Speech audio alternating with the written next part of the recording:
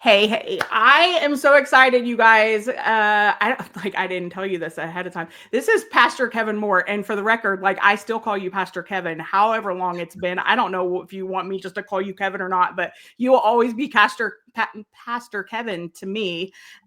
You guys, Pastor Kevin, um, he was the first person who, I might cry. I feel weepy already. Um, Introduced me to serving in the church. And gosh, I was in my 20s, just had I feel like I had a toddler and a newborn basically. And I don't know if you know this, but the whole reason I decided to work with the youth was because Eric, my husband, he wanted to do it, and I was like, you are not leaving me in the house with these babies for any longer than you already are when you're at work. So I took advantage of the nursery and childcare and was like, I'm going to do this. I did not feel qualified whatsoever to actually serve. I was really just there to get me out of the house because my mental health definitely needed it. But I feel like you saw something in me that I didn't see in myself, and there's so much gratitude there. So welcome, Pastor Kevin Moore. Wow, thank you for having me. Yeah, I remember those days well. Veronica and I both. We loved those days in Madison, and you all coming on the team. And no, definitely, yeah, we've been there before too. It was like, hey, we want to find our place and maybe have a chance to breathe a little bit at the same time, have a break from the kiddos. So yeah, those are great memories. Veronica says hello, by the way. So yeah. Yes, tell her I said hello.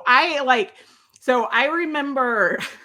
This is so funny because, like, I mean, I'm having flashbacks as I talk to you of all of these little things, like all the middle school girls. I think they were middle school. They may have been freshmen, but they would be like, "So and so's crying in the bathroom. She needs you," And this was how, like, I mean, God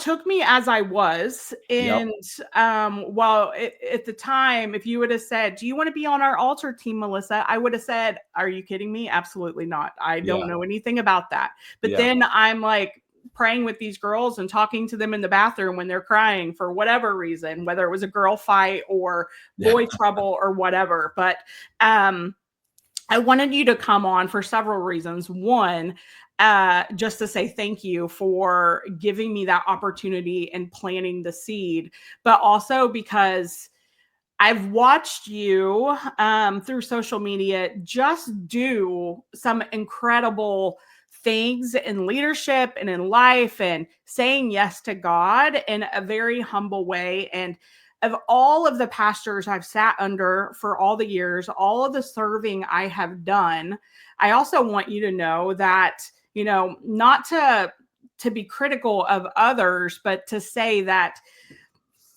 you did it incredibly well in just stewarding those who were serving under you. And that is a gift that maybe, like, I feel like you were young then also. So, like, tell me a little bit about that. And also, what have you been up to, the last 20 years? Yeah. See, what would that have been? Well, what years was that? 2005. 2005. So yeah, I would have been 35 years old. I'm 54 now. So yeah. Yeah, I was young. I was young in my leadership development and leadership for sure. To me, I think when it comes to leadership, if you don't put the word servant in front of it, you're not a leader, you're a dictator. So if you're not a servant leader, you're just telling people what to do. And if they don't do it, then you fire them or whatever. You're just a dictator. And so I don't think leadership can be done without the idea of serving. And then it's a odds. I really love this statement, but I love it with the right motive. It can be a motive that's twisted. People are the greatest asset that we have, like you and Eric and others that were there. The greatest asset that we had was you, but that can be turned to where you use people like a tool in your toolbox. And that's not right. That's not what I mean. Everything that we do is about people. We're trying to reach people. We're trying to help people.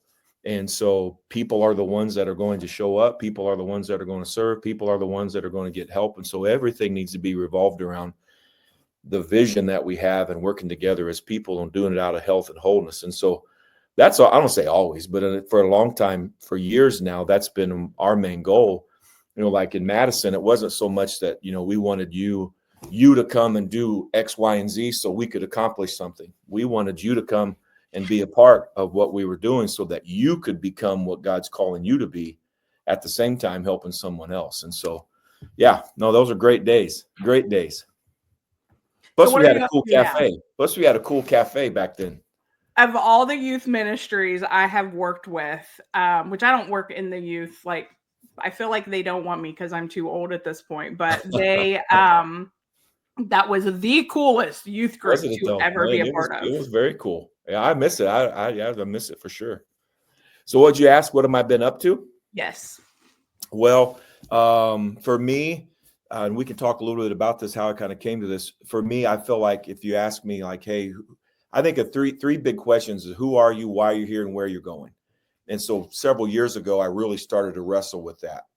Okay, who am I really? Why am I here? Where am I going? What is it that I want based out of being a Christian? What is it that God wants me to do? How am I going to get there? And so I really started to wrestle with those. And so what I've been doing with my life is I'm me. I'm a husband. I'm a father. I am a shepherd, and I'm a coach. I think biblically you could probably use the word I would in the five gifts of ministry that God gives to the church, probably an apostle, more of a leader of leaders, but I like the word coach a little better. And so what I've been doing is that been trying to stay healthy myself, mentally and physically and emotionally. Veronica and I working very hard on in a positive way, very hard on our relationship, staying strong. Being a father, man, that's what it's about. We've been blessed to where all of our kids, Jordan's a pastor. He's 33. Logan loves the Lord and serves in ministry. He's 29 and married as well. Oh my gosh. Yeah, he was a little guy when we knew you back in the day. Michaela's 25. She was probably around 4 when we were in Madison, I think. And she's not an official pastor, but she doesn't have a pastor's license yet, but she is a youth director at a church here in Indiana and loves the Lord. And then Lily is 17. Our youngest is 17, and she loves Jesus and does ministry as well. And so to me, that's the biggest thing, is kids loving the Lord. But then I guess professionally outside of that, I am a pastor. We planted a couple churches. We planted a church here in Indiana called Noble County Community Church. And we really focus on making disciples that make disciples through multiple expressions of the gospel, whether that's online or on-site or outreach. But then a huge emphasis, like we had there in Madison, on leadership development as people come into the relationship with Jesus, helping them find their place. And so we've created Leadership Institute and things like that at our church. But then one of the doors that the Lord's really opened up on the coaching side is I started coaching youth pastors years ago as traveling and doing things like that. And then that got to one-on-one coaching. But I started to get, what I started to get was I would do a training somewhere and people would, for a church deal, but people afterward, they say, hey, I own an insurance company. What you talked about, I can use at my insurance company. Can I use your notes? Or, hey, I'm a group leader at a factory. Would you mind if I did a coffee? I like to pick your brain. So I started to see that in the secular marketplace, the same principles, obviously, that are used in the kingdom of God are also used in the marketplace. And so over the course of time, and now especially here in Indiana, just do a lot of marketplace training. So helping companies get their vision, develop their vision statement, their values, their mission, game plan, strategies, do cultural training, leadership training for many different companies and businesses. But those are the things that I kind of put my hand to. I love that. And to see, I'm not surprised with that skill set that I even saw all those years ago. Would you say you were 35? Yeah, about 34, 35 then. Yeah, like that people would be coming to you and asking. And it very much is like aligned because, the church is an organization of people. Absolutely it is. Yeah. And so Yeah. you do it so well. If you did it so well back then, I have no doubt you're still doing it well. And the fact that God's like continuing. We haven't talked in a while. You don't know me that well, but yeah. But I can just, for God to open those doors. And also let's just take a moment to recognize, I don't think that having a child that walks away from God means that you're a terrible person or a terrible Christian or a terrible pastor. But the fact that all of your kids are still in love with the church and God says a lot about your character, not only in church, but also at home. And this is something that I would love to lean into a little bit because,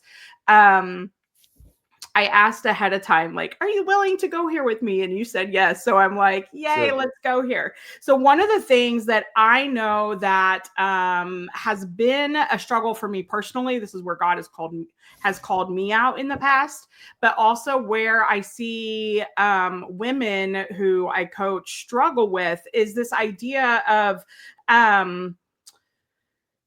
needing to sit down when they've been serving. And I know for myself, I recognized a few years ago when I really started to be intentional and God was taking me somewhere through some very hard things that I needed to get healing from. Like for a long time, serving was a coping mechanism that I used to escape. Yes. And so in that, I got a lot of instant gratification from serving in my church. And, I remember one day Bryson, he said something to me, and I mean, he was probably in middle school and I didn't understand it at the time, but he was like, "You're fake." And I was like, "What are you talking about? I am so transparent. I am so real." Like I kind of pride myself on the fact that I am so real. And I never did understand fully what he meant at that time. And then years later, I realized it was because he saw what I wasn't doing at home that I was doing in the church. And I cringe a little bit. And again, I just had my priorities out of whack. You say God first, family second, your spouse second, your family third, and then the church. But I had things all out of whack. Work was in there higher than my family at one point. Serving was like, again, that instant gratification of like, I can help someone and instantly see that it's helping. And, your marriage, I think, raising children, you don't get a lot of instant gratification there. No. And so stewarding that was a little hard for me. And so I chased that instant gratification for a really long time until God kind of made it glaringly obvious. And so I would love to talk to you about that and just when it's time, like I can think of, there's someone that comes to my mind off the top of my head. Like she's really struggling financially. She's struggling with her health. And she wasn't like she just felt like her church depended on her. And I remember having this conversation, like, are you sure that it isn't something that you're supposed to give up serving? Because she wasn't just serving one role. She was serving multiple roles and spending pretty much every free moment that she had. And also, let's be real, like there were sometimes Eric and I was serving so much in the church, we hadn't even had time to balance our checkbook. So financially, we don't even know where our money's going. Because we're so busy saying yes to all of these things. And it wasn't necessarily bad, but things were out of order and we weren't being intentional. And so I would love to hear from you, your thoughts on this, And I don't know. I just feel like you have so much wisdom, and I just want to hear what you have to say about it. Well, man, that's a wide subject for sure. Where I go, the idea of, the tension of work-life balance, how do I be successful at work or church volunteering, whatever that might be. And then also, how do I be at the same time I'm successful at home, and vice versa. So there's a few things that come to my mind. One's a story I'll tell real quick, but this has been very powerful and formative for me. Is in my trainings, I was working with a company, and there was let's say there's 10 guys and gals around the table every week. It was bi-weekly. There was a gentleman, he'd been with the company for 10 years. He was a good employee, he's a group leader, leader of sorts, but they always sit in the same seats. People tend to sit in the same seats every time. Well, after a little while of being there, one time I showed up, did my training, and there was someone else in his seat. And I had talked to him privately and knew some stuff going on, but someone else was in his seat. And I talked to the boss later, and I said, hey, where's so-and-so? He wasn't here today. And he said, oh, he's no longer with the company. And I said, oh, okay. And he said, it was good. He just felt like it was time to go and whatever. We felt the same. So it was a mutual, but it was interesting. And the company did what they were supposed to do. Is as soon as he left, what did they do? They just put somebody else in his seat. He's making widgets. Okay, he leaves, somebody else makes widgets. And it wasn't bad. That's what the company needed to do. That's not an issue. But the thing is that it really stuck out to me is even after 10 years of serving, 10 years of leading at that company, he was totally replaceable. But at home, he was irreplaceable. And that really hit me. So that's one of my mantras for this year, is to be irreplaceable. Is that, yes, I'm going to lead, and yes, I'm going to serve, and yes, I'm going to do my quote unquote work, whatever that might be. You can fill in the blanks. But whatever it is here at work, at ministry, I am replaceable. If I ever leave Noble County Community Church, which I don't want to, I'm not planning on in any way, shape, or form. But if that would ever happen, you know what they would do? They would just get a different pastor. I'm irreplaceable. But at home with my daughter, Lily, I'm irreplaceable. And I want to live my life. And I think we should all live our life to not, yes, what we're doing here is important, but don't focus on this so much that it hurts. Don't focus on the replaceable so much that it hurts the irreplaceable. And that's where we got to be honest on where we're at. Am I putting too much time here, too much emphasis here? Whenever I start realizing, well, I'm home, but I'm not home. I remember one time vividly sitting at the dinner table, and Veronica, I was eating with the kids. I'm eating at the table, but Veronica knew I was gone. I'm thinking about something else, and she wasn't being in mean at all. She was being loving, but she looked at me and said, she tapped on the table and said, "I need you here. Like, I need you here." I love her. And She's so like, I love her. So I think that's a balancing act, but it's a motive inside of our hearts, is knowing, yes, volunteering at KidMin is important. Volunteering at church is important. Serving and working at your whatever it is important. But it is replaceable. Hopefully this doesn't happen, but if I pass away and if Veronica would ever remarry, there's no way that new person could be the same as what I am with my daughter Lily or with Logan. And I think that's a big way to look in my life, is am I focused so much on the replaceable that I'm hurting my irreplaceable. So that's one of the ways I think. That's so good.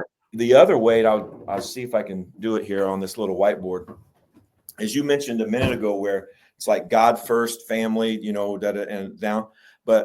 And I think the same way, but we always say it that way. But in reality, that's not how life is lived. Life isn't compartmentalized like that. Like right now, I'm talking with you, but at the same time I'm talking with you, I'm a Christian, I'm me, I'm a husband, I'm a father, I'm all those things. I can't pull one drawer out and only be in that one drawer. I'm all of them at the same time. So the years ago, when you're talking about, living life in balance and to where, when is it time to stop, or when's it time to start, or when to make some changes, how I view it is not a totem pole or a drawers. I look at it as a wheel. It's a wagon wheel. And so what I do is, let me see if I get it. Yeah, it's right here. So it'd be, so like this is the wheel here. Can you see that there? Is it? Yeah. Okay, so this is the wheel, and this is the part I feel. This is what everybody sees. This is what I feel. It's the outside of a wagon wheel, the outside of the wagon wheel. But if the wagon wheel is going to be strong, it has to have what? It has to have the center. It's got to have that hub. And that hub, my hub's not in the center. I need to put it in the center. The hub, in order for the wheel to roll properly, that hub needs to be in the center. And if the hub is off center, what's going to happen with that wheel? Mm-hmm. It's going to get wonky. It's going to get rougher than what it should. But then also now, so for me, this is what I feel. But for my life to be right, this needs to be God. God needs to be the center hub of my life. And then everything else, instead of categorizing 1, 2, 3, 4, God's at the center. And then there's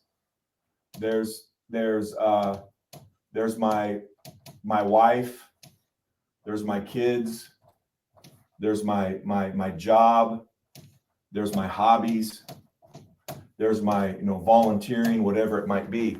And all of those are spokes, but they all have to be, I need to tie my marriage to my relationship with God, my kids to my relationship with God, my job to my relationship with God, my hobbies, God, my volunteering, God. And it all needs to be tied to God, but it all needs to be centered. And what can happen is sometimes I'll put too much emphasis on my volunteering, and this spoke begins to get way too long, and it pushes God off center. Now I'm volunteering so much, I'm taking away from my kids. And so now as I'm rolling down, because I've got this one spoke that's way too long and another one that's way too short, whenever I hit a bump, boom, boom, it's really my life's going to feel it. And so it's very hard to stay balanced, but I think that's where we've got to be open and honest of I look at my life this way very much. Yeah. Is where am I at? And there's times where I'm going to spend more time at church than what I do at home, but my heart doesn't change. When I'm home, I'm home. It might be less right now, but when I'm home, I'm all in. I'm staying balanced. And where we can really get messed up is when one or all of these spokes are not tied to God. When my job's not tied to my relationship with God, or how I spend my money isn't tied to my relationship with God, now I've got a spoke that's on its own, and eventually it's going to pop out. That's so good. My marriage is going to really struggle, and maybe I won't be married anymore, or my job's really going to struggle and I won't be at that job anymore. Not because God's bad or life is bad, or we're always going to have bumps. It's the fact that God wasn't at the center, and I've lost my equilibrium, and I'm feeling a lot rougher and choppier than what I should. So when I start feeling choppy inside, I start looking at this wheel. Yeah. What are some of the questions that you ask for you to see if you're out of alignment or something's not centered? This isn't so much a question that I ask myself, but this is a telltale sign for me. I know that I'm out of balance. I know that I'm out of balance when. And I should put right here too. For me, one of mine is my Sabbath, my day off, my time off, my time unplugged. Is whenever I get a text or I get a phone call, and a number pops up or a name pops up, or someone knocks on my door, and whenever I think to myself, "Oh man, God Almighty, everybody wants something." Whenever I think everybody wants something, or somebody wants something, everybody wants something. When I think that, I know I'm off balance. And for me, most likely, I haven't been Sabbathing like I should have. Gotcha. One time, I told my mom this. One time, I was so off balance that it was a call from my mom, and I saw a mom pop up, and I thought, oh, so everybody wants something. It's my mom. I'm so guilty of this though. Like in the past, sure, we all are. Yeah. I've definitely. But for me, I'm not that way. I'm a people driven person. I don't know that I'm an extrovert to where I have to be around people, but people for the most part don't wear me out. People are my mission. They're my vision. They're what Yeah. I want to be a part of. So when all of a sudden people are driving me crazy, people are causing this, I know it's not a people issue. I know it's not a God issue. It's a me issue. I'm out of balance. And I can do that for a while, but man, if I stay out of balance like that, it's going to start affecting all the other spokes of my life. And to go to your question, how do we know when maybe it's time to say I need to take a break? Yeah. Is when we know we're out of balance. When we know inside that this is really hurting my marriage. This is really hurting me. I've got anxiety. I can't shut it down. And then we go to this idea that, well, if I stop, then everything's going to fail. You know what? No, it's not. You know what they'll just do? They'll just replace you. When that guy left that company, that whole company did not shut down. They opened up the next day. They kept going. There's nobody that's irreplaceable. I used to have a leader that said, and he didn't mean it in a bad way. He meant it in this type of mentality. He had a glass of water, and he said, if you put your finger in a glass of water and you pull it out, that's the hole that you leave. There's no hole. Yeah. Outside of home, we just get replaced. Yeah. And to me, I don't, that doesn't hurt my self-esteem. That gives me perspective. Yeah. That I need to be living out of health and wholeness, not out of, if I don't do it, then all hell's going to break loose and the whole place is going to fall apart. Well, you know what? Quite honestly, if it's going to fall apart without me, it's probably going to fall apart with me. Yeah. Well, and also this speaks to like that health issue. Like if you're neglecting your health, like literally to the point that you've been hospitalized, you know, like your health is a serious concern, like something could happen to you anyway. Absolutely. Absolutely. We need to lead our people. We need to live our life and lead our ministries, lead our business, whatever it is. We need to lead it in such a way it can carry on without us. To me, that's a mark of true leadership. I mean, Jesus was only with his disciples for at most 3.5 years. He up and leaves, and Christianity explodes to a whole new level with that, obviously with him through the Holy Spirit and all those things. Right. But physically, he's not here, and the church just takes off. Why? Because he led properly. And I think my home, whether it's my home, my business, my volunteer, whatever it is I need to lead out of a place of health and wholeness to such an extent it can go on without me. And we don't always have the power of yes. Sometimes we're 3, 4, 5 down deep in the volunteer pool or whatever it is.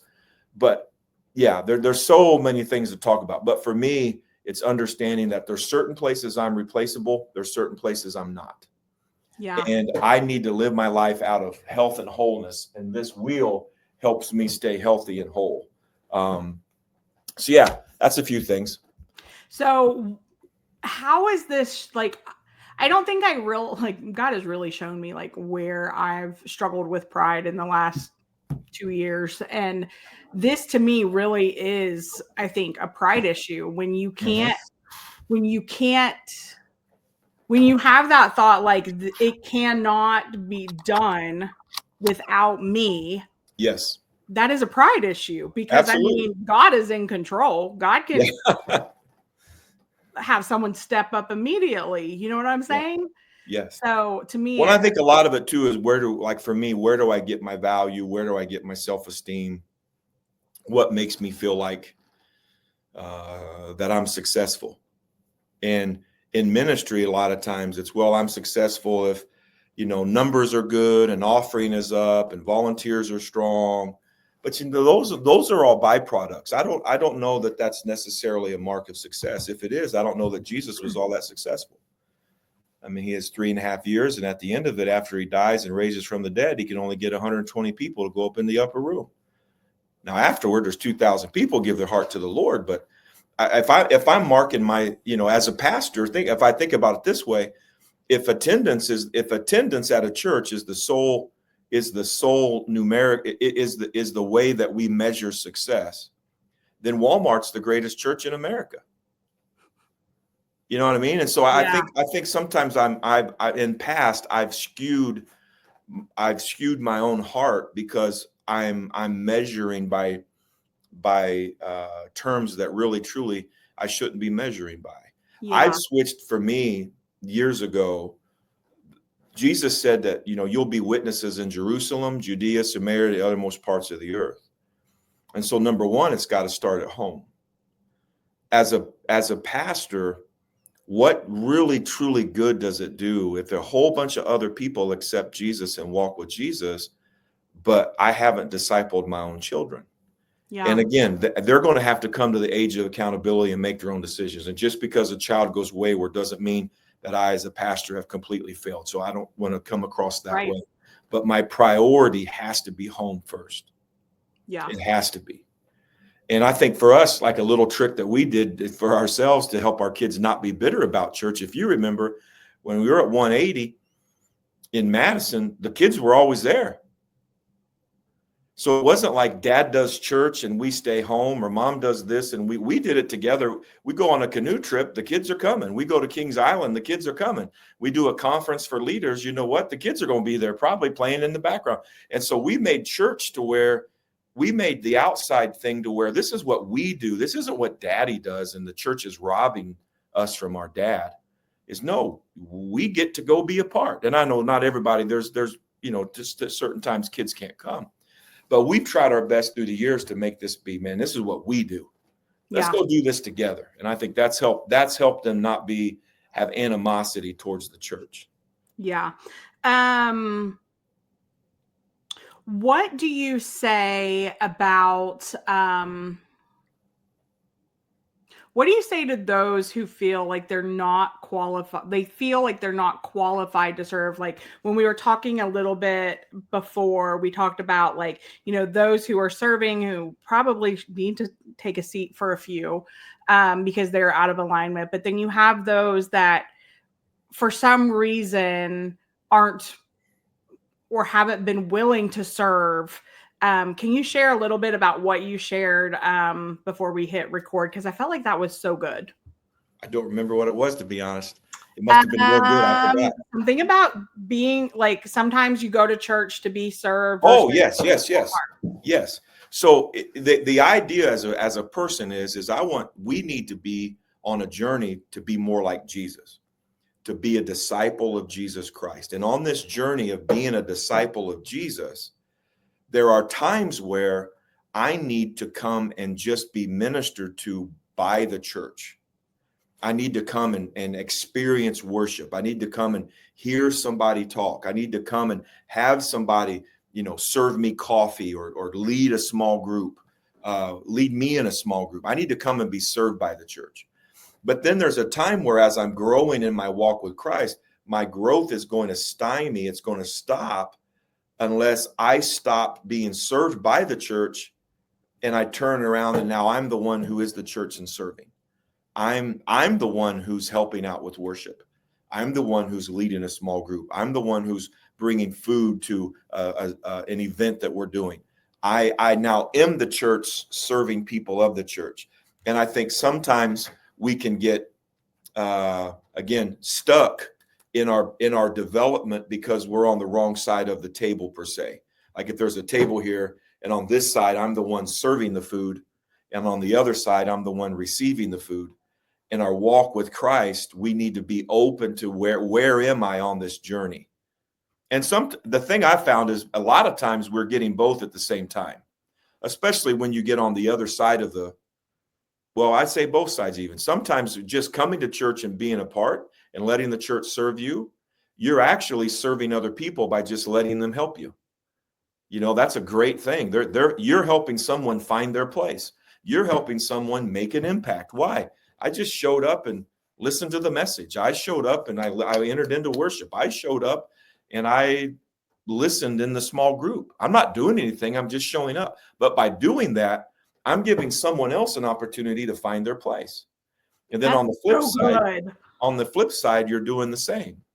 But I think where we struggle is being okay with, when you're on the side of the quote unquote church serving the body, is being in a spot that when this is off track, to be okay with, I need to take a break for a while. Why? Because I need to be healthy. And sometimes the best way to be healthy is to find somebody to serve. 100%. Yeah. But there's other times where, you know what, in season of life, I've got little kiddos, or we've got this, we've got that, and I've got this, and I've got that. If I do this, it's going to throw some things off balance. Is to be okay with and saying, you know what, I probably need to slow down right now. Now the trick is in there is when you slow down is not stop. Like, well, I'm out. I'm not going to church anymore at all. I'm not reading my Bible. And no, I'm just not going to help out in KidMin right now. Yeah. I'm going to take 3 months off, or I'm going to not work every Sunday. I'm going to do every other one. And to be okay with that, to know that, you know what, the kingdom of God is going to keep going. Yeah, I love that. I would love to wrap up with this right here.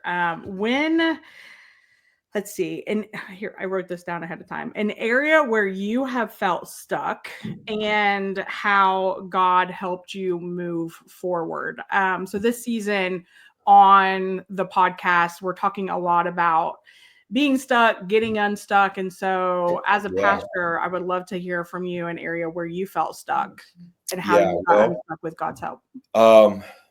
This is one of the most powerful seasons of my life. Is probably about 10, 12 years ago now. I can't believe it's been that long.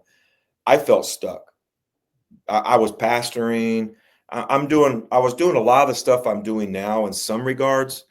But at the end of every night, I was pastoring a church and traveling a little bit, but at the end of every night, I would go to bed, and I don't know if I had anxiety. I don't know, but I felt stuck. I felt like at the end of every day, I didn't do anything today. I didn't do anything today.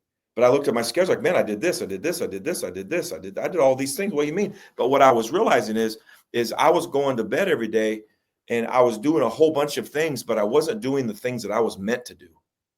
It wasn't I was doing anything bad or immoral or wrong, but I was, you know how sometimes when you go to a restaurant and the waitress comes up and says, hey, thanks for coming to Lone Star. Can I take your order? And there's always people that are like, I don't know. I don't know what I want. I don't know what I want. And then they let someone else order for them. Or they say, what are you going to order? And that's how I felt. I felt like other people will order in my meal. And I'm just stuck. I'm stuck doing a bunch of things that other people want me to do, but it's not fulfilling to me. So then I started on a journey of just literally asking myself this, well, who am I? Why am I here? And where am I going? Another way of saying that is who am I? What do I want?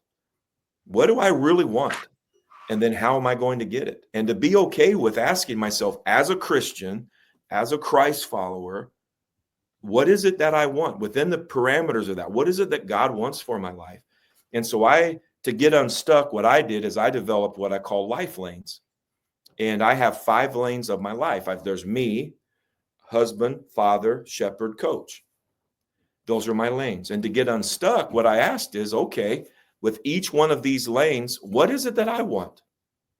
So I came up with a little sentence for every single one. For me, I want to be healthy, spirit, soul, mind, and body. For my marriage, I want to be close, intimate teammates with Veronica. For my family, I want to be the father my children need me to be so they can be the people God's called them to be. As a shepherd, I want to make disciples that make disciples. And as a coach, I want to help people live and lead better. That's what I want. As a Christian, that's what I want. And then I went through a process. Well, if that's what I want, what's 2 to 4 things every week, every month, every year that I can do to be healthy, spirit, soul, mind, and body, to be close, intimate teammates, to be, father, my kids need me to be, people God called them to be a shepherd, to be a coach. And then what I started to do is I started to put those things literally in my calendar. And I put those in my calendar. This is when I'm going to read, I'm going to journal, I'm going to work out. I'm going to turn my phone off at 7:00 at night, or not turn it off, but put it on silent. Yeah. Put it in the sock drawer. And I started to put that in my calendar. And then I began to, anything out, someone would call and say, hey, can you do such and such? No, I can't. I got a meeting. Now, they don't know my meeting is a coffee with my daughter, but I can't do it. And what that did was for me is that got me unstuck, Because now every day, whenever I wake up, it's like me going to Lone Star Steakhouse and the God of the universe says, hey, Kevin, welcome to the land of the living. Can I take your order, please? Yes, you can. I want to be healthy in my spirit, soul, mind, and body. I want to help leaders live and lead better. And also I want to be the father my kids need me to be. People, that's what I want today. And so today, that's what I'm doing. Is earlier today, I did my reading, I did my journaling.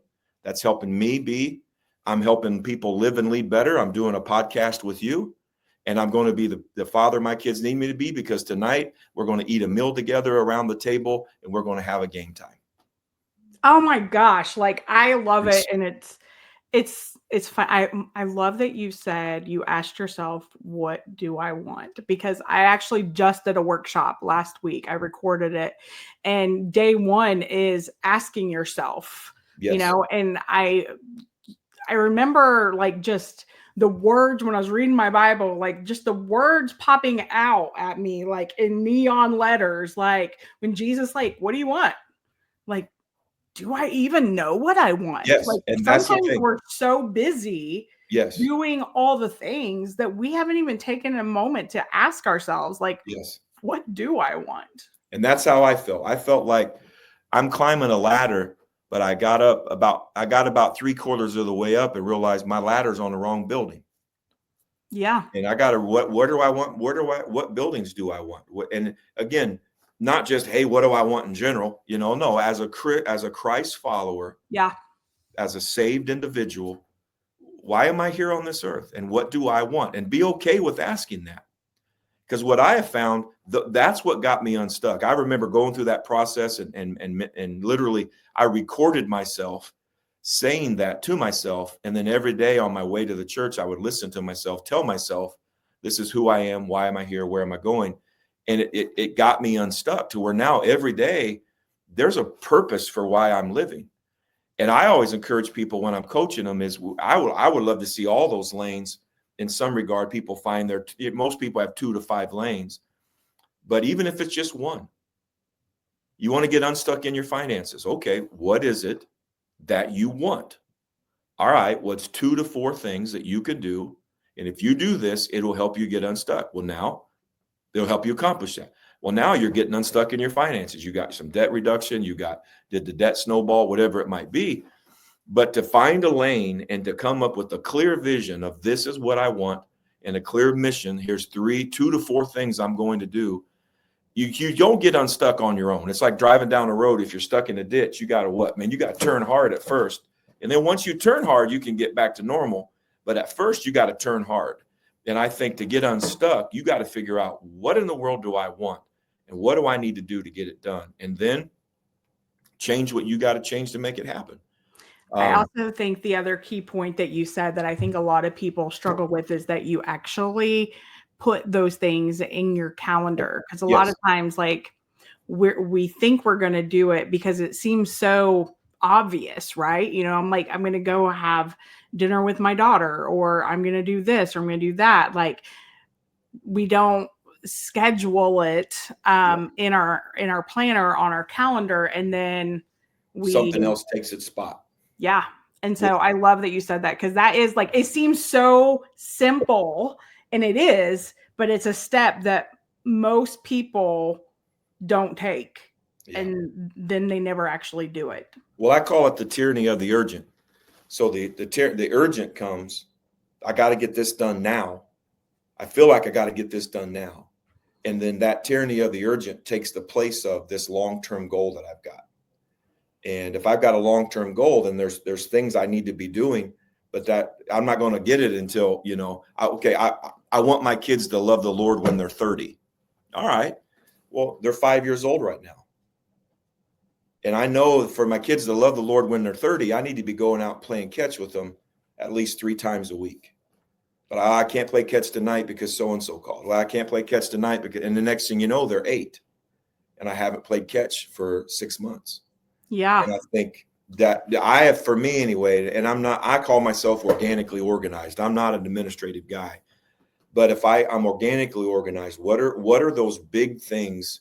And if I can put those big rocks in my calendar, that at least gives me, I have found having my life lanes has given me the capacity to say no, because I don't have to do it. I don't, like, if you saw my list, weddings and funerals are not on my shepherding list, but coaching is. So what I've done is, knowing that I don't really enjoy doing funerals, and I don't think it's my gifting. I can do it, but it's not my gifting. I feel like it's a sideways energy thing for me, even though it's very important. It's not in my natural gifting and flow. But what is coaching. So I have coached guys who love doing funerals and love doing weddings. I've coached them on how to do it. And now when someone wants a funeral, someone needs a funeral or wants a wedding, I can say yes, but I can also say, hey, let me have you talk to Tom. Let me have you talk. So I'm still serving them. I'm still shepherding, but I'm staying within my lanes of what I do well. That, you talk about getting unstuck. Many times we're just stuck doing a whole bunch of stuff we don't like doing, but it's because we haven't given ourselves permission to say no. I can say no now. I don't have to say yes. Where before I felt like, man, I got to say yes to everybody. No, yeah. Well, and it gives you that permission to feel fully confident in setting those boundaries. Yes. Because these are the lanes. This is who I am. This is what I do. And it's okay. And again, obviously there's things I do every day that I don't really totally enjoy. I mean, that's life. And the tyranny of the urgent does come. But as I have found that if I can have one or two things every day that have something to do with one of my life lanes, I go to bed at night and I feel like I did something with my life today. Yeah. I had coffee with my daughter. I ate lunch with my son. I did a podcast with a friend. Yeah. It was a heck of a day. It was a good day today. Yeah. That helps me if I don't feel stuck. I can still feel busy. If I get out of whack, I can still feel overwhelmed, but I feel like I'm moving the ball forward because I've got my goals. I've got my lanes that I'm walking in. And that's really, really helped me. Probably I've told many people, outside of accepting Jesus and marrying Veronica, that life lane thing is the best thing I've ever done for myself. Yeah, I absolutely love that. And that analogy I've never heard. I've never saw the wheel thing either. So I think, gosh, this episode is so full of value. So thank you so much for taking time. And again, thank you so much for just planting those seeds in me all those years ago when I was just, wanting to get out of the house and had no idea that I would be as passionate as I am now for helping girls, women. When I look back, I just I'm just in awe of what God has done with my willingness to say yes, or my sometimes willingness to go through go with the flow, because that's what got me to where I'm at. Yeah. And I just appreciate you so much, and I'm a cheerleader for all the things you do and the impact that you are making. Definitely tell Veronica, she is gosh, when I want to be a wife like Veronica. I've always, I remember just strong, but meek. Yes. Yeah, she was like a little butterfly. She would always float around and how are you doing? How are you doing? Where's everybody at? Then she would come back and say, hey, make sure to talk with Eric. He was struggling about that. Or make sure to talk to, Evangel, Vanjie, one of our, you remember Vanjie Greaves. Mm-hmm. Make sure to talk with her, And so she's very, that's a great, very, very strong and very meek. Strength under control, very much so. I never really thought of that, but that's a great description of her. Yeah. And fun fact, I still talk to several from the girls from that time. Wow. I tried to get them together now that I moved closer, because I've been, I moved to South Carolina for a while. Now I'm back in Kentucky. So it's still a distance for them, but I tried to schedule something. The timing wasn't the greatest, so I'm going to try again. But lots of them were excited to come and that's awesome. Get together again. And I just think back at that time, first of all, amazing youth ministry, best one I've ever been a part of. And the outreach, I loved the passion that you had, like that 180 did for outreach, because that's, I was a kid that didn't grow up in church. I was bribed with Totino pizzas, and a deacon came and picked me up. So I loved that, that program and getting the kids there. So it wasn't just the church kids, although the church kids very much have their own stuff going on. It gave the opportunity for some of those other kids who wouldn't have set foot in the church. Oh, very much so. Yeah, that was our heart then. It still is now. So yeah. Yeah. So, well, thank you so much. I won't keep you much longer. Get on with your lanes and all the other things you have going on today. But again, thank you. I appreciate you, and I'm very thankful to God for putting Madison, Indiana in my life at that time, and getting me connected with you, and just being able to watch from a sideline what you're doing. Oh, real quick, best book that you've read lately, because I know you do this a lot. Oh man, there's some good ones.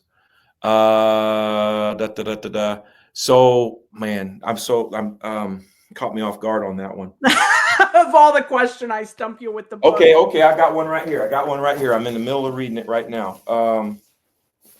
It wouldn't be a book for everybody, but I've really enjoyed it. It's called The Effective Executive, and it's by Peter Drucker. Very, very, very practical. And it's going from like an executive, like a C-suite type of a person, but whether you're an executive of a nonprofit, or you're the leader of a department at in a ministry, I think all of this is applicable. So this is a book I'm in the middle of right now, and man, I am dog-earing and highlighting about every page. So I would recommend that one. It's a good book. Okay, I'll check it out. Yeah. All right. Thank you so much. All right. Thank you.